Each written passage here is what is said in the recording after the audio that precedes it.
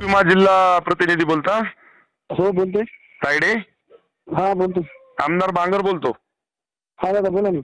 Phone याच्यासाठी लावलाय की आता हे जे तुम्हाला सांगतो की पीक विम्याचा जो विषय आहे, तर आता तुम्ही हे पीक कापणी प्रोग्राम जे आपला तुम्ही जे 15 ऑगस्टच्या आधीचे जे तुम्ही गावं दिलीत, आता हे गावं जर त्या ठिकाणी डोंगर भागावरचे दिले असतील, चांगल्या भागाचे आले त्याच्यामध्ये तर सगळा शेतकऱ्याचा सगळा धिगाणाच होऊन जाईल ना.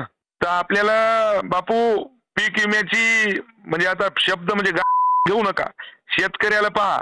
शेतकरी संकटात पण तुम्हाला जिल्हा प्रतिनिधी म्हणून आमची रिक्वेस्ट आहे, विनंती आहे की जे वस्तुस्थिती आहे त्या पद्धतीनं तुम्हाला सांगतो की तुमचा सर्वे झाला पाहिजे.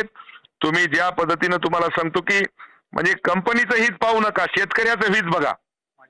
बरोबर दादा, जी वास्तविक परिस्थिती आहे तीच आपण घेणार आणि आहे. जर कमी जास्त जर झालं तर तुम्हाला सांगतो, संतोष बांगर एवढा वाईट माणूस नाही बरं काय. मी कंपनीच्या तुमच्या हिंगोलीत एकही माणूस तुमच्या या ठिकाणी राहू देणार नाही. कंपनीचे ते दुःख तुमचे तर त्या जिथं जिथं ऑफिस आहे तिथं तिथं तर चुरा करू, पण तुम्हालाही कंपनीच्या सगळ्या माणसाला तुम्हाला सांगतो की मी हिंडू देणार नाही. हा, हातापाय तुम्हाला हातापाय जर सलामत ठेवायचे असतील तर शेतकऱ्याचं हित पहा.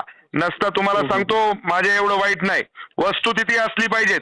आम्ही म्हणणार नाही तुम्हाला की तुम्ही फलानं करा, बिस्तानं करा, अमुक करा, पण जी वस्तुस्थिती आहे त्या वस्तुस्थिती प्रमाणे आपण चाललो पाहिजेत, एवढी दक्षता आपण घ्या.